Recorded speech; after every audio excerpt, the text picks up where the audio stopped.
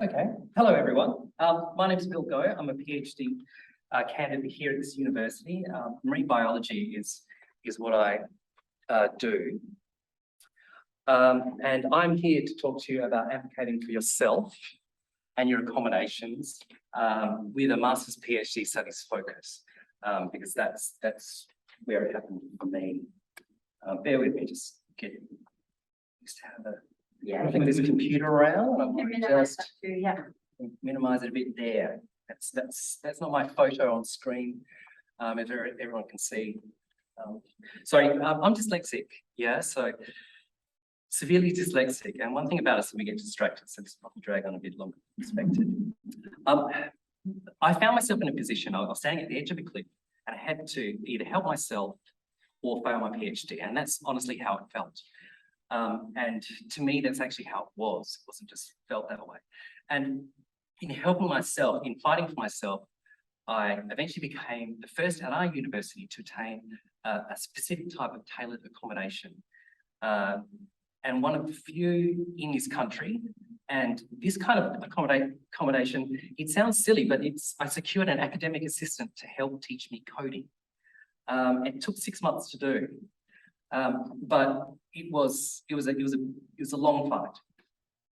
So today, what I'll be covering, for context, I'll be covering a case study, my disability experiences and needs, because I'm not an expert in disability, I'm not an expert in neurodiversity, I'm not an expert in dyslexia, but I am an expert in my disability and my struggles and my triumphs in terms of my life with my disability and my needs. We're going to cover building my support network, building knowledge that to communicate my needs, and the actions that facilitated attaining this critical accommodation that I needed. Now, I just want to take a second out here and talk about trauma. And you might be wondering why I'm going to be talking about this, and some of this audience probably knows why. The reality is, with a lot of people with learning disabilities and dyslexia, sort of more specifically, I suppose, we experience a lot of trauma in our lives because of what we're born with. And this often starts at school. It can be with our families, our friends, and it's acute and chronic is what we experience throughout our entire schooling lives. And you're talking about like 1.5 decades of it.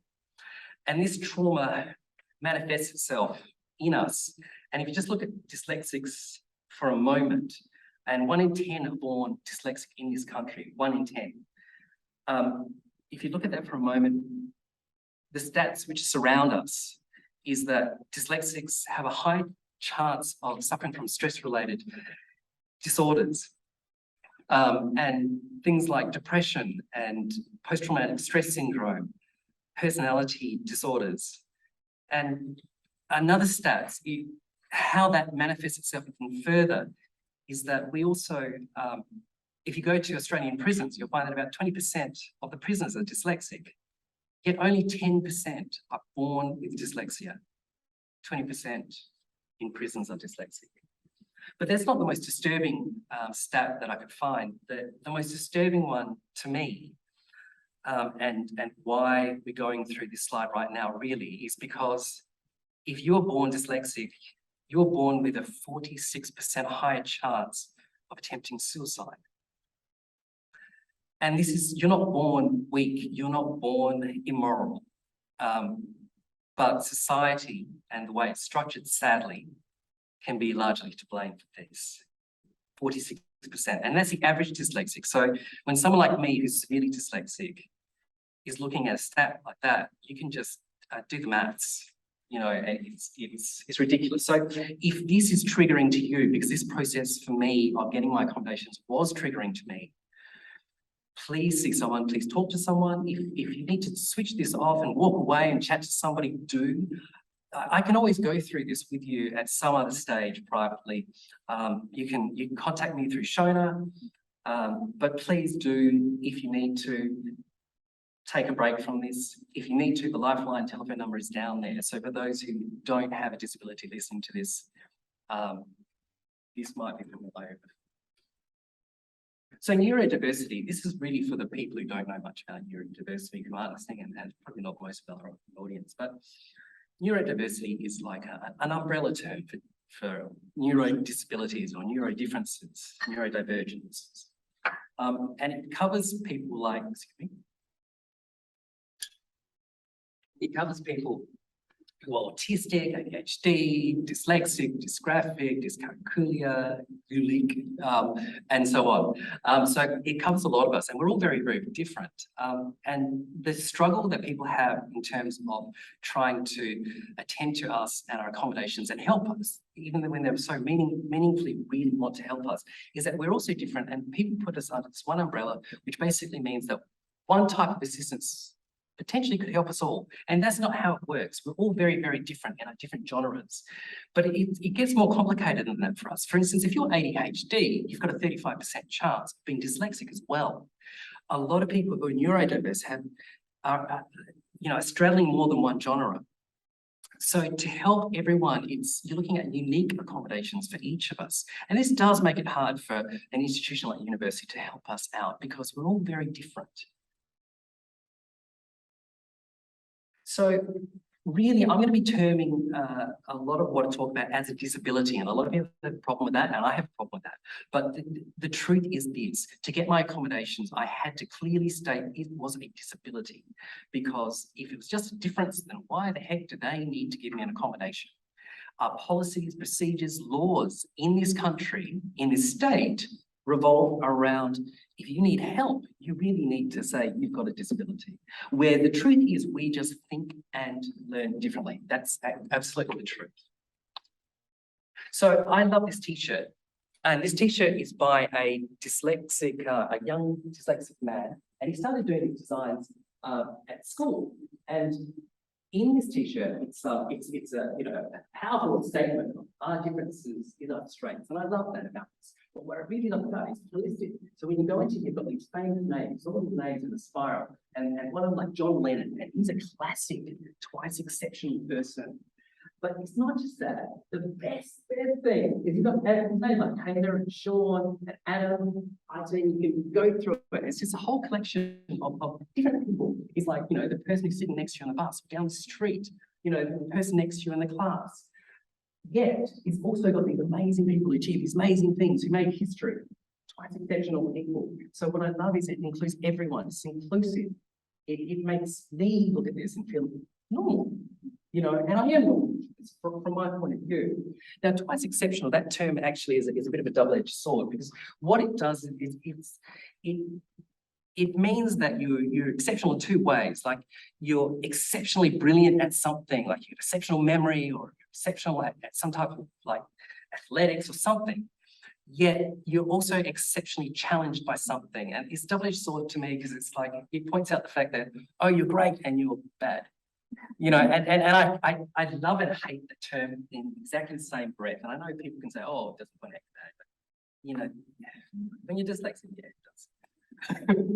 So essentially, if we look and dig deeper into all of those twice exceptional people who actually made history, and this is just a list of those in STEM, it doesn't cover the arts or any other genre, it's just STEM. What you'll find behind this entire list is everyone had supports to help them get to where they were. And this is a really, really important fact. If you look at this list, you've got names in there like Galliano, Einstein, Darwin. I mean, it's crazy. Now, they're just suspected dyslexics, but let's look at just Einstein for just a little second. Einstein, at 4, he couldn't speak. It was 4 to 6, but I think he started to speak. He did pretty badly at school. He was thought of as not grasping concepts very quickly. Einstein. So if you look at this entire list and dig into each of them, they all have certain things in common. And the things that appear to be in common is, first, they came from, stable, sort of well-off families. They had parents who were educated. And they essentially had parents who were willing to help them. So the extreme of this is like, if you can highlight it on the page, you can see Pierre Curie, I probably said that wrong, Nobel Prize winner in physics, Thomas Edison, inventor of the light bulb. Now, these two did badly at school, And then their parents took them out of school and homeschooled them. So if you look at this entire list, and the list goes way off the page, and it's just STEM. It goes way off the page. Nobel Prize winners, Pulitzer Prize winners, people who changed the world, people who made history in a big way. If you look at them and you think, if they came from a poor family, uneducated, you know, they didn't have parents who could or wanted to support, then do you really think they'd be on that list? So this is where supports are critical to some people. And giving supports doesn't mean they're cheating. Einstein cheated, Darwin cheated, Galliano cheated. No, they didn't. It was critical. But really the story is about me and my experiences, because it's a case study realistically about me and my experiences. So a bit about me is probably important because this is a big part of the story. And this feeds into why I need accommodations and all the above. So I was born a happy kid, a precocious kid, a lively kid. People thought I was very bright. Then by grade 6, I failed grade 2. I was considered not bright, and I lost all my friends. Everyone went up a year, and I was punished, and I stayed down a year. And that's how it felt. By 9, I started reading, kind of ABC. So I could do my ABCs, my vowels and stuff like that. That was the start for me, 9 years of age. Bad kid, stupid kid. The bullying and harassment and pretty much started by then. At 11, I moved to a better school. Basically, my mum had gone to the teachers at this primary school and she said, hey, look, there's something wrong. There's something wrong with him. Something wrong with me. I'm wrong. And they said to her, look, you're just being neurotic. He'll learn when he's good and read. That was the way they dealt with it. So my mum took me out of that school and she moved me to one of the best schools in South Australia. And in that school, they apparently had a reading class of people who struggled to read. And they wouldn't put me in it because at the same time, ironically, I was winning maths and science competitions. Therefore, if he's doing that, of course he can read. He's just bad and lazy. So my mum was just like, no, this is not, no. She got me diagnosed. And back then, it was like half the people didn't believe dyslexia existed. And I was severely dyslexic. That's how the diagnosis came back. So me in grade 8, I read like I was in grade 3. And they wouldn't support me still. So my mum just started homeschool. So I go to school, get tortured there. Bullying and harassment went on a whole new level. And then I come home and I had to sit through flashcards, learn how to read, rub it in that I can't do it, I'm stupid. So school was terrible. So I got moved out to another school, a worse school. Ironically, it was a better school for me because I got to see some of my old friends from primary school. And these people were the bad kids now. And I'm pretty sure some of them were also dyslexic. But by this stage, the trauma and everything I'd gone through, the self-hate, the pain, the shame of it all, I was now the bad kid. I definitely was a bad teenager by this stage. There's no doubt about it. I'd been turned. So I dropped out of school year 12 because I was failing and I was definitely not going to pass the exams. And a little stat here with dyslexics, if you fail 1 year of school, I think it's something like 60% chance or something like that where you're not going to finish school. But if you fail 2 years of school, you're just not going to finish school. I wasn't going to break that statistic. So I escaped. And that's what it was. It was an escape for me. I became an adult. I quickly moved into state. I didn't know anyone and I could hide my dyslexia. And there's one thing about dyslexia, kind of double-edged sword, is that you can hide it. And all of that trauma and pain, self-loathing, I just hid away and boxed it and didn't let it out and forgot it. And I believe I forgot it, or at least I believe. It was great, almost 3 decades of it. It was like, it's some of the happiest years of my life. Then I had an opportunity to start university, ironically. And so I started and I had to get diagnosed again. And here's the really cool thing. I'm still severely dyslexic because it's hereditary, of course. But I read now like a 15-year-old, which means in those 3 decades-ish, I had taught myself to read better. And that was the best reading result I'd ever got in my entire life. And I was ecstatic about it. It was verified. I read like a 15-year-old. So I felt like I could read normally, you know, and that was brilliant. It was fantastic.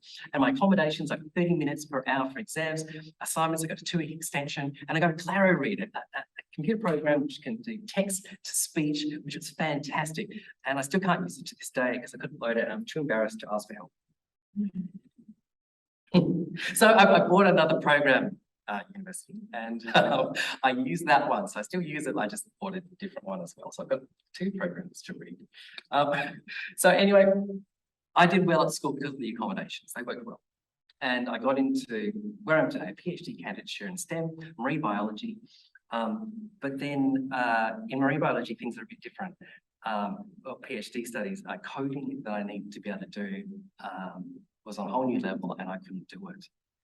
And here's where things started to fall apart. So what I needed in the end was I needed help with learning coding and statistics and mathematical modeling. So I needed to learn how to code these things, I think. And see, here's the thing, like I'd never really done it. And that's what I think I needed. But I mean, I passed Stats 101 in the first year undergrad. Surely I can do it. But I mean, at PhD level, the thing is, we don't get exams, so that accommodation is just out the window. That doesn't help us. We don't really have assignments. We have deadlines, and I'm already doing like 50 to 70 hours a week to try and get through my PhD. And as a dyslexic person, severely dyslexic, I'm using 4 times or more brain energy to read and write than a normal person. And so giving me an extension, I can't do more than 50 to 70 hours. The migraines are excruciating. Brain fatigue, I just can't do it. So when you have a deadline and you miss it and you need an extension, all that happens is it adds onto the next deadline and the next one and the next one, and you don't get a chance to catch up. And we don't get a lot of holidays. I get like 3-4 weeks a year, and I can't catch up in that time, and I need a break. So those accommodations are pretty useless. And in terms of how eventually I helped myself and what we'll be going through, I'll just quickly run through this. I needed help, and this was a very clear, critical thing, but I also needed a network and I need knowledge. And we'll be going through all of these. But initially what I needed was help. That's all I knew. So this actually is digging into it. So this should be the first slide in Statistics 101 they teach to all students at all universities. Statistics, a new language, as an ancient fucking English. So apologies about the French, I'm going to swear. So if you want to turn it off, you know, like swearing, please do. Mute me, beat me. So this little thing here has got logi and x on both the axes. Now, logis are great because you win them on TV. So the point here is this is a straight line, and that's exponential growth. But if you can't speak the language, it basically is a straight line, it's linear growth. Now, from a dyslexic's point of view, I can conceptualize this and understand it. It's no problem whatsoever. But what I find hard, because it actually is exponential growth, is reading the language of it. And for all I know, that's wrong. It is, because it's hard for me to read it. And I really have to think when reading it, when I'm deconstructing it. But that actually means exponential growth. So that straight linear line is actually exponential because it's log y, not loggy. Now, it gets worse because dyslexics find it really hard to do acronyms and things like that, reading, writing, crap. So when you get sent something like this is the coding that I had to do. And they sent it to me and said, hey, look, this is just a snippet of it. You need to get this and then, you know, change it to make it your own. And, you know, so for your research and stuff like that, you know, change it around so it makes sense so you can do your stats and modeling this and that and the other. I can't read that. What do you reckon? I'm just going to be able to do that. So, but the thing is, I did stats like 101, and I got a credit in it, and I'm really proud of that. And I know I can learn if I'm taught the right way. Okay, so my starting point was this: I'm completely lost. I can't learn it like that. That's what I know, and I need to answer these questions to help myself. I need to say, okay, how do I learn best? I'm not 100% sure, so I've got to figure that one out. Why? And that's really important because those inform the next one. Then what type of help is really needed? I mean, did I just need another course I've never heard about? Or do I just need a complete brain transplant? I mean, what level of support do I actually need here? What assistance? So this is really a bit, it was bugging me because I'm 50 years old, yeah, and I should have known this freaking thing. I really should have known it by now. I mean, who am I? But it's not that simple. So it was time to go to my support network. That's where they come in. Now, for somebody who's got disability, this is a classic sort of support network, I imagine, for a lot of people in postgrad support networks. You have your parents, friends, supervisors, disability support services, and student support services. That's classic. And what I learned through my undergrad years was that honesty was the best policy. But is you go to them and you say, hey, this is what I think I need, and be honest. So this is my first shot at getting support. So I go to my friends and I go to my mum. She's my one. And I've got a problem. And they're like, look, you've fallen off the horse, you've gone through these struggles, you know what to do, you got this, we believe in you, fantastic. Went to my supervisor, hey, I need to do all this coding. I don't know how to, I can't do it. And they're like, okay, well, try this course. I've done that course, I tried it twice. Well, try this course. I did that course, I tried it twice. Well, how about this? That's the same course. It's just online. So that wasn't much help. So I went to the disability support and I said the same thing. Look, I need help. And they're like, okay, well, why don't you try this course? And here we are again. And I'm like, okay, we went through it all. And they're like, okay, well, how did you pass stats? I'm like, oh, okay, well, you know, I lived in the Maths Learning Centre and they showed me what to do. I need a tutor. I need a personal tutor. No, no, no, no. Can't, it's policy. You can't, no. Nobody gets a personal tutor. So I went back to my supervisors. I think I know what I need. I need a personal tutor. No, no, you're not there. Try this course. No, no. Everyone's trying to help. But the disability department, they were like, but then we'll get to that in a second. And supervisors were like, you're not there yet. And it was pretty defined, you're not there yet. A lot of people go to their supervisors who, in this, because coding is really hard for everyone, not just me. So they just thought, oh, it's just another student and I'll get it eventually. So when the people I go to where everything starts falling apart, and I'm on the edge of the cliff here with student support services. And it's not their area. They don't really do disabilities. So they're like, really, you've got to solve this with disabilities support services and your supervisors. But, you know, the fact is, they're like, well, but there might be something, we'll look into it. So we'll get to that later. So my support network needed an upgrade, basically. I couldn't solve this and I'm on the edge of the cliff. So that but with the disability support services was they said, why don't you go talk to these people, the Dyslexia Foundation? They're an organisation of experts in dyslexia, they get expert advice, supports, that type of thing for adults who are in the workplace, who are dyslexic, or adults who are studying. And also they have an external peer support group.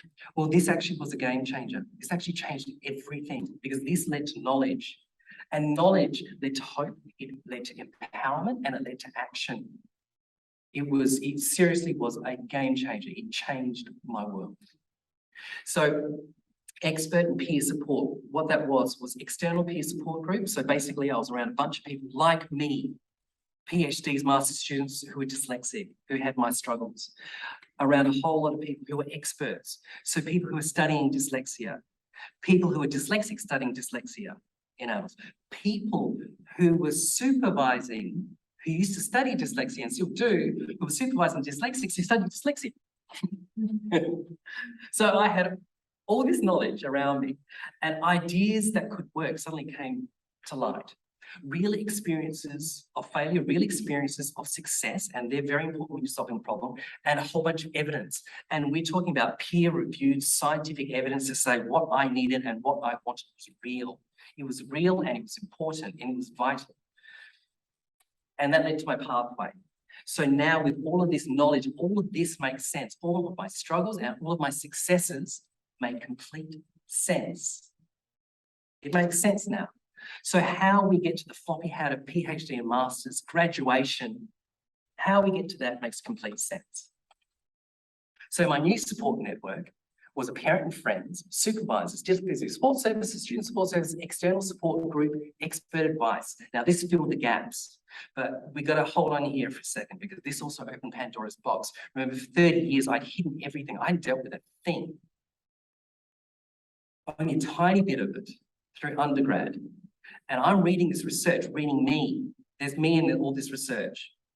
There's me and everyone's experiences and a whole lot of things that I hadn't dealt with. Remember, 46% higher chance of attempting the unspeakable. And the first time I thought, I wish I was dead, was between 6 and 9, I think. I used to go to bed crying, wishing I would never wake up. So I had to deal with all of this. And if you get to that, you need to deal with it too, because it doesn't go away. Not at all. So it was a Pandora's box. But there was a lot of successes, which gives a lot of strength. For instance, the Stats 101 course. I not just learned that, yes, I was in there listening, watching, deconstructing, reflecting, dyslexic thinking, using that to learn in Maths Learning Centre, but I also sit at the front of the lecture theatre every single day without fail, and I did that course twice. But I sat at the front and I listened and watched and deconstructed and reflected. And that got me through, and I got a credit. I'm very proud of it.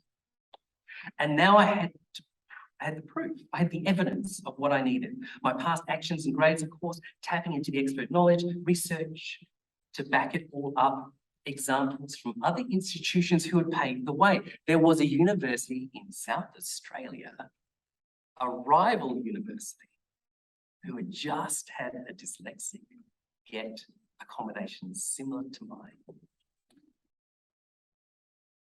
So I needed a personal coding trainer, not a tutor, an academic assistant. A personal coding trainer. Great. I'm asking for something that doesn't exist here. So, yay!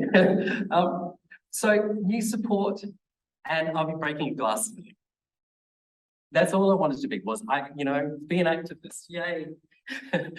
Anyway, so I had a rock solid case, but it was untested. Untested at this university, yeah? And this opened, surprisingly, a hidden door that wasn't there before. I just had known before. Suddenly, the Disability Services Support Department took my rock solid case and they took it upstairs. There's an upstairs.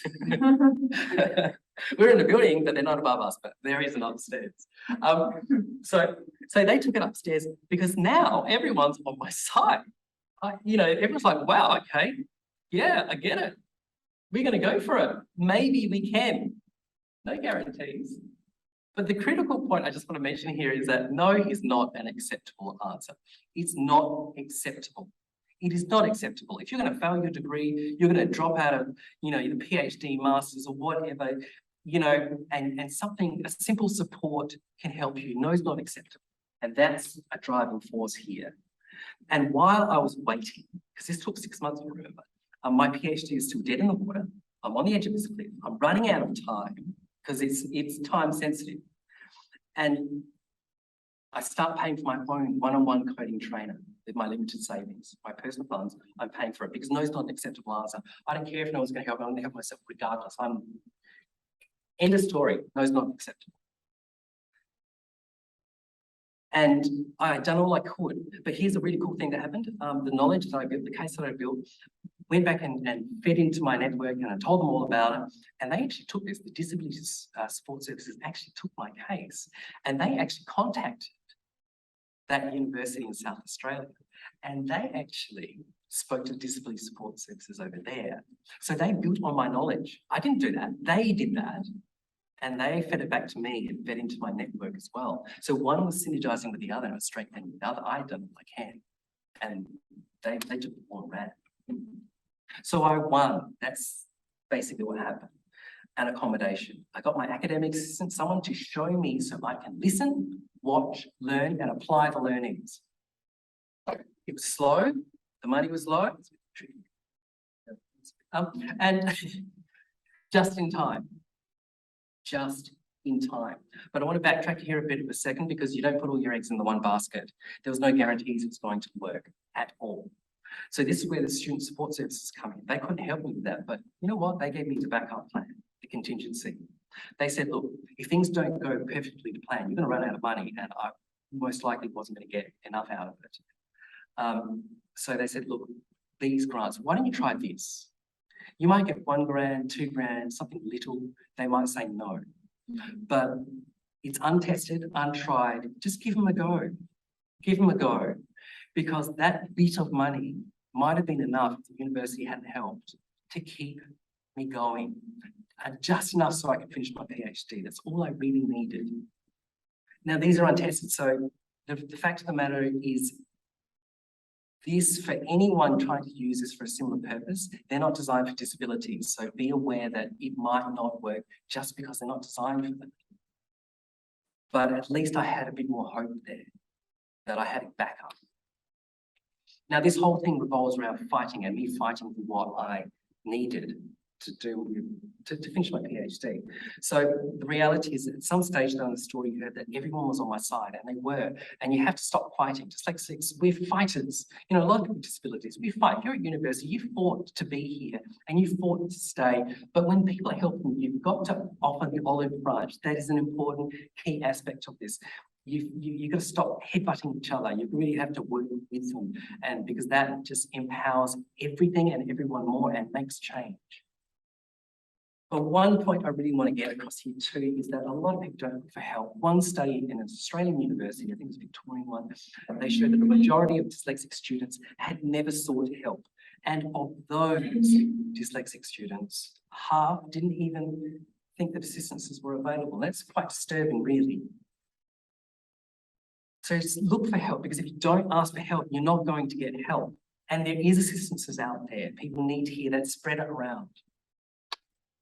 So the most important thing about this that I haven't spoken about, really touched on a tiny bit, that holds this whole plan together, the most important thing is you and your motivation. And research has shown this, that if you have a disability, and if you're at university, you're a clear sign of this. If you have a disability, and say dyslexia specifically, but all disabilities, what research is actually showing is that you are resilient, tenacious, determined, optimistic, and have a hard work ethic. I've got peer-reviewed research which shows that about the dyslexic students at university. That's you, that's you. It's me, it's us. It really is. And this is the key ingredient. And you've got it within you, no matter how far you get pushed to the edge of that cliff. If your degree is riding on it, if your studies are riding on it, you have it within you to be able to do it. You have become so much more than just this. So university you is resilient, tenacious, determined, optimistic, hardworking, and above all, if you are here in university, there's actually quite a good chance you actually might be twice exceptional to the good part of it. Really talented. Thanks.